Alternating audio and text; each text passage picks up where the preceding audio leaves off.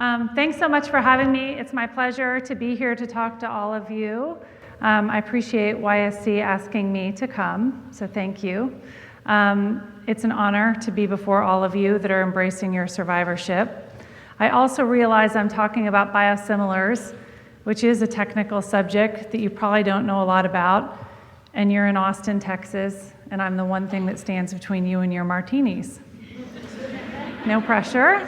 Just so you know, in Austin, we like Mexican martinis made with Tito's vodka. And as a responsible breast medical oncologist, I'll tell you to consume alcohol in moderation. It's a great time to be an oncologist, actually. I often tell people that it's like being an infectious disease specialist in the 1930s. We have all the good drugs. So, like when penicillin was a new antibiotic and other antibiotics followed, and all of a sudden people didn't have to die of pneumonia.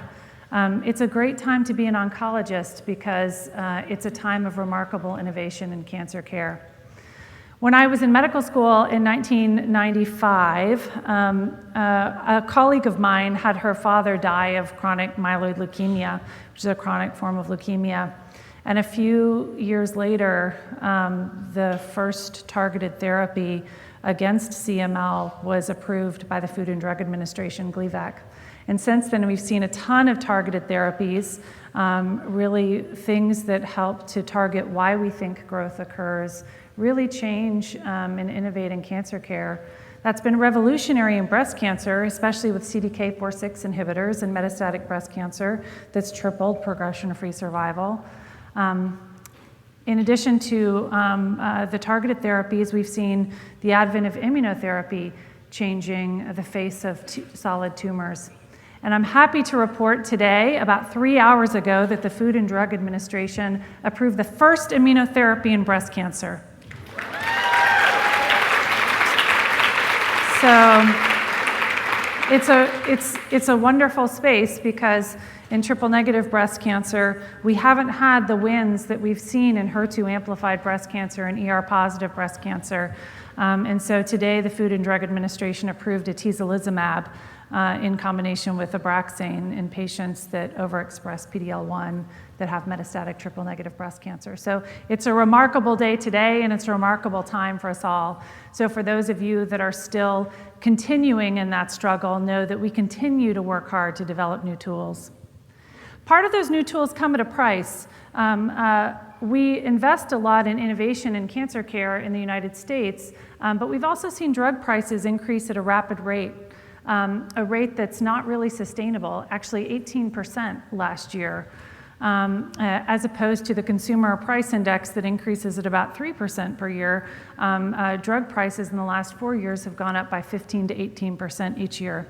And while many of us, I assume if you are able to come here, most of you probably have payers, third-party payers like insurance companies that help with your care, but this is a challenge even when you do have a payer to help pay for your care because there's still tremendous financial toxicity associated with therapy. And in addition to whatever individual financial toxicity you have, it increases insurance premiums for the average American. And so that's been a recurring challenge. These reasons are why biosimilars are important, actually, because biosimilar really means biosame. There are a lot of biologic molecules that we use in the treatment of cancer that are really important. And once they have patent protection for some period of time because companies invest billions of dollars in their innovation. So they have patent protection for some period of time. And once they come off of patent protection, they are able to be made, grown, right? Because biologics are not sort of produced by a chemical reaction. They, in fact, have to be grown. They're things like proteins and antibodies. And they're really biosame. So what I'm going to talk to you about today is biosimilars and how the advent of biosimilars in cancer care can actually help to disrupt cost in cancer, make it a little more affordable, and be something to improve the rapid rate of drug cost escalation that we've seen across the country. It's not just me that feels this way. The FDA has actually really prioritized escalation of development of biosimilars in addition to generics for that reason. Can you go to the next slide? This is just my introduction. Really, my focus on biosimilars is what I want to focus on what patients want to know. What is a biosimilar? What are current policy and usage guidelines? What are the implications for treatment of young adults with breast cancer? Are they safe and effective? And what should I ask my healthcare provider? And I think these are the key questions, really, because like when you were first diagnosed with breast cancer, you realized at some point that reducing the uncertainty around your diagnosis empowered you to understand your disease and made you less fearful and gave you command of your disease. So anything that you don't know about, learn more about, because it's going to help you guide and direct your care in collaboration with your healthcare provider. Next slide. So biosimilar really is biosame. Biologics are the innovator product. So we call the first out to market the innovator product or the reference product, right? It's the first out, and that's the biologic. So you can think of the one you probably are most familiar with is trastuzumab or Herceptin, right? So that's a monoclonal antibody directed against the HER2/neu protein that's overexpressed in some breast cancers, and when it's overexpressed, directing the antibody to that protein is helpful at killing those cells and reducing the burden of breast cancer, be it in improving the rate of cure, improving progression-free survival, or improving overall survival. So you're probably all familiar with Herceptin. Everybody familiar with Herceptin by show of hands? Yes, we all know Herceptin. Perfect.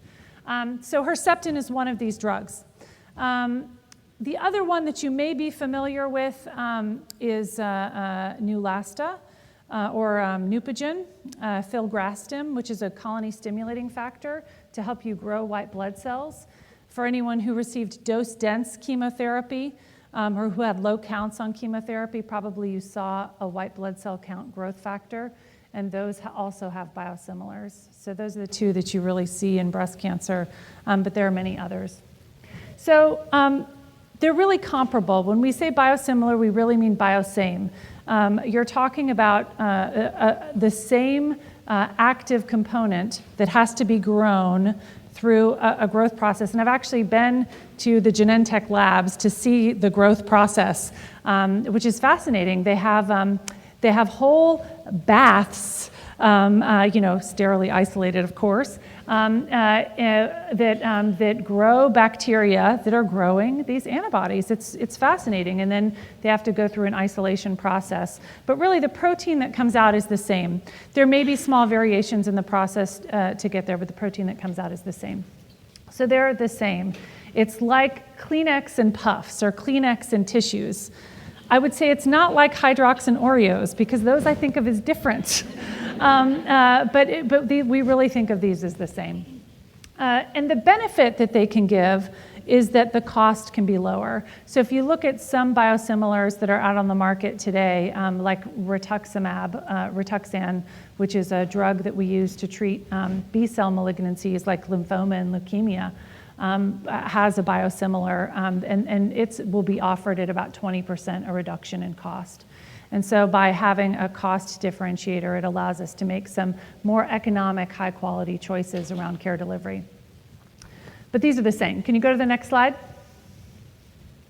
So biologics versus biosimilar, you can see they're proteins grown, isolated, purified from living cells. They're complex and they're expensive to make, which is why they're expensive drugs. They're grown under very strict conditions of temperature and pH control and climate. And they're cells that are programmed to make very specific proteins. It is the same protein and it works in the same way. The current biosimilars that are being developed are used to treat rheumatologic disease like arthritis, psoriatic arthritis, inflammatory bowel disease, growth factors like white blood cell count growth factor, red blood cell growth factors, and then breast cancer. So trastuzumab is the big one, or Herceptin. Next slide. This is the biosimilar pipeline, just so you see.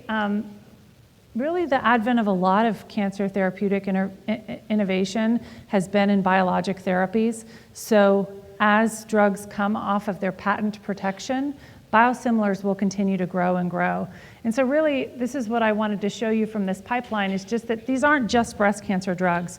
Really, every drug that's biologic is going to be amenable to this kind of replication. As soon as it comes off of patent protection, you are available to make a biosimilar. And so there are many drugs in the pipeline that are ready to go as soon as drugs come off patent protection. You can think of it very similar to trade branded drugs versus generic drugs. Next slide. So we need biosimilars in the United States, actually. This is something that's really important. If we appropriately implemented biosimilars, we could save $250 billion in therapy in the United States. But I'll say that we probably won't appropriately implement biosimilars. There are a lot of barriers to appropriate implementation for a lot of complex reasons. For example, years ago when biosimilars were early, people would say things like, well, I'd give my mother-in-law biosimilar Rituxan, but maybe not my spouse, right? So there was this thought that maybe it wasn't just as good. Maybe it was a Hydrox Oreo scenario as opposed to a Kleenex Puff scenario. That maybe it wasn't just the same. And so there is this perception that maybe it's the difference between a Ferrari and a Ford Focus. They're both cars, but really there's a difference in quality and luxury. But that's not the case in biosimilars. They really are the same. So I'll just say that's not true. These are drugs that can be interchanged safely. The other reason why we probably won't have the degree of cost savings is that sometimes there are financial incentives to prescribe the reference drug or the innovator product. So for example, some hospitals that can purchase drugs at a discount get a greater discount for branded drugs. So for example, if you purchase a drug that's $10,000 for 5, Rituxan, but the biosimilar that you purchase for $8,000, you'd have to pay $5,600 for with a discount. You may purchase that $5,000 drug because it costs you less, even though the United Healthcares of the world, the Blue Cross Blue Shields of the world have to pay $10,000 for it when they pay it. Or the employer, the Southwest Airlines of the world that is self-managed through United Healthcare has to pay it, the $10,000. But it's a financial incentive to prescribe a higher cost drug. So there are a lot of reasons why that might fail. But if we implement biosimilars appropriately, then there is a great deal of cost savings that could be realized. And this is why it's been a priority of the FDA. And Scott Gottlieb, who is a very talented commissioner of the FDA and unfortunately stepped down earlier this week, was really trying to prioritize this, the development of biosimilars. We know that it's been used in other places, and there are several things that need to happen for it to be used appropriately in the United States, aside from having policies that don't incentivize the use of high-cost drugs. We need to have FDA approval expeditiously, and then we need to have appropriate consideration of interchangeability.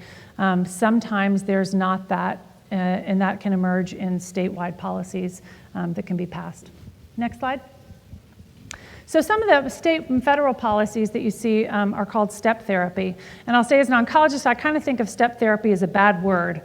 So step therapy, you think of it like steps. It's like a staircase that you're going up. People say when you have a step therapy program that you have to take one therapy before you can go on to another. So I hate this, right? Because as an oncologist, I think it's me and my patient in a room together that are going to decide which therapy is most appropriate. And I don't want to go out of that room after I've made that decision and have someone say, no, Dr. Pat, you have to fail this other therapy first before you can do that. I don't want that. I want to, make a decision about what's the best therapy. So step therapy is where you take one therapy first and then you can go on to another. So step therapy is something that's gotten a lot of press recently, and maybe not as pertinent to a younger population because it has gotten a lot of press really in the Medicare supplemental program. So Medicare Part C is a supplemental program that a lot of patients that are Medicare beneficiaries have. And cancer had been a protected class from something called step therapy, and now it is no longer, meaning that there can be an insistence on using a step prior to another drug. So in my opinion, when the drug is the same, biosimilar or biosame, that's fine, right? Because in my opinion, we should be using lower cost drugs anyway. But I don't want a step therapy to be implemented when they are not therapeutically equivalent. So for example, I don't want someone to tell me that I have to use tamoxifen before I can use an aromatase inhibitor, because those aren't the same. You know, they may be of a class of estrogen strategies, but they're different. And so I think step therapy is an important consideration when you think about biosimilars, because we want to facilitate appropriate use of drugs that are the same, and they are the same. They are interchangeable, and as I mentioned, they're really lower cost. Can you go to my next slide? So in breast cancer, there are really two places where you'll see this first. Herceptin, so a biosimilar Herceptin or trastuzumab is coming out supposedly this month, actually. So two, aside from the atezolizumab news from Genentech, there's a subcutaneous trastuzumab coming out and then a biosimilar trastuzumab coming out. So trastuzumab is one of the first things that we see. Probably many of you are on trastuzumab, as most patients that take it in the adjuvant setting will take it for a year, and some patients that take it in the metastatic setting will take it continuously. I certainly have many patients in my own practice on trastuzumab for a decade. And so this is something that we'll see, and that's probably one of the first biosimilars you'll see. Can you go to the next slide? There's not just one drug. This is the pipeline for Herceptin biosimilars in development. And what you can see is there are many biosimilar Herceptins that are in development. And on the right side of that slide, you can see what phase they are in development. Most biosimilars actually are developed by the same manufacturer that develops the innovator product or the reference product. So oftentimes these biosimilars are Kleenex made by Kleenex, right? So they're really the same. And then the other place where you'll see that is in Neulasta and Neupogen, or in growth factors for white blood cells. But those are the two places where you'll see this in breast cancer. Rarely people may see it in Avastin, though we don't use a whole lot of Avastin in breast cancer anymore. But as we continue to develop biologics in breast cancer, we'll see more and more of that. So continue to look for that, as that will be important as we move forward. That was all I wanted to tell you. Can you go to my last slide? And so if you all have any questions about biosimilars, I'd be happy to answer them.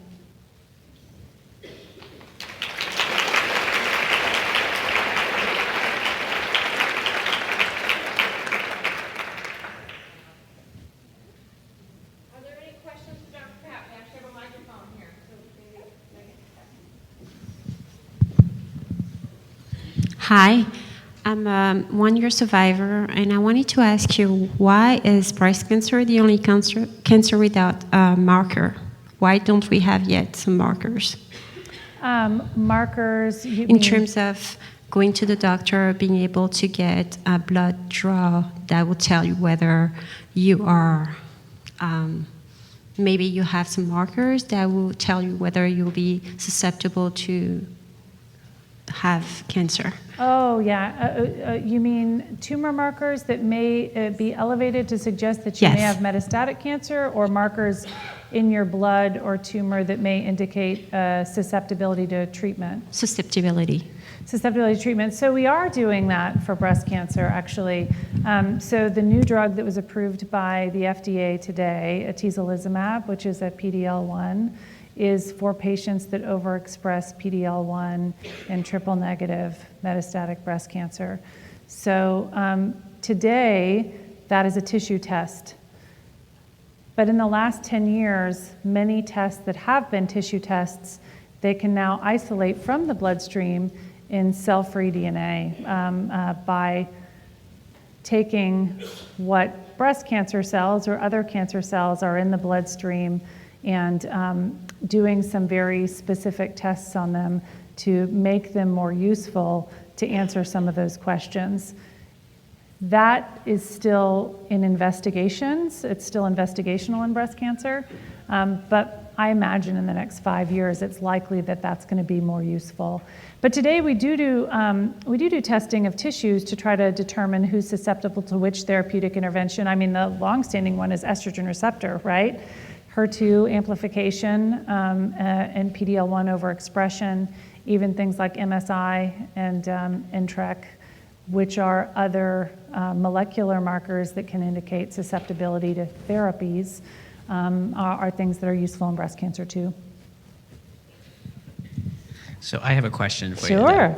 So when the whole issue of biosimilars with trastuzumab was coming up, the one thing I thought about as a clinician, and I'm not sure the audience is going to really understand it, because if you're coming in with a diagnosis of breast cancer, you don't know exactly what the drugs are available, but there is brand loyalty.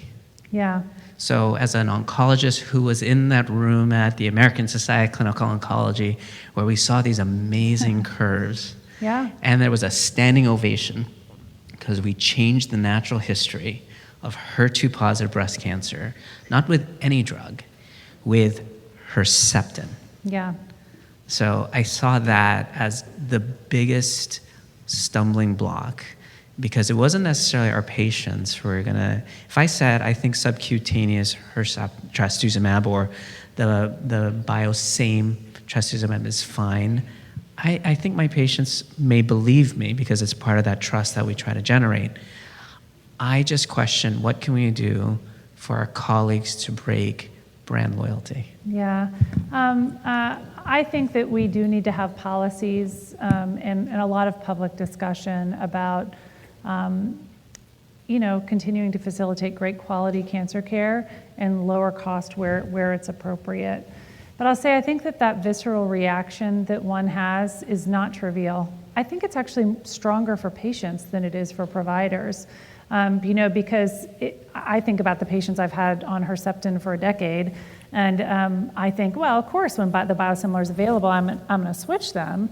But they may not feel so great about switching because, as I have family members that are affected by cancer, if that was available for them, I'm like, well, I don't know, what we're doing is working, You had metastatic breast cancer to your brain 10 years ago, and you've been on Herceptin for 10 years, and we've never seen it come back, so I'm feeling pretty good about where we are, you have discomfort in the uncertainty of a switch. And so I think that's something we're going to have to manage.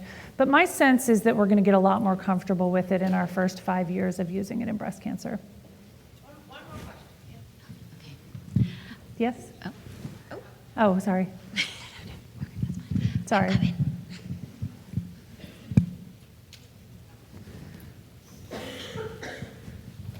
Hi, I have a quick question about Herceptin. In these biosimilars coming out, I was one of the 5% who got Herceptin infusions who had my heart ejection fracture fall.